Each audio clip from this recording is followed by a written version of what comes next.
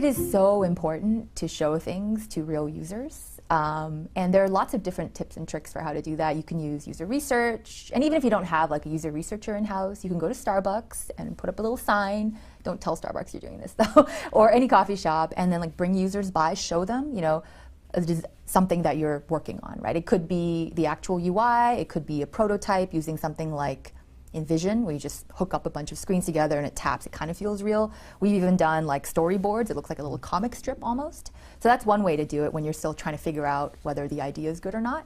Another type of testing that we do at Polyvore is called fake door testing. I have a much longer talk about it, but it's essentially you don't know if a particular feature will work or not, and you don't want to invest the time to build it, so you fake that the feature is there. So you put a button there that has whatever it is that you were going to build and see how many people click on it. If it doesn't work, you know, maybe it says, sorry, coming soon, but at least you'll know how many people would have wanted to use it, and that can give you a signal as to whether you should build it or not. Let me give you an example. In the early days of Polyvore, we thought maybe what we should do is actually sell clothing. We were testing a new business model. So we actually built out part of a feature where you could buy multiple items from Polyvore and get a sliding discount.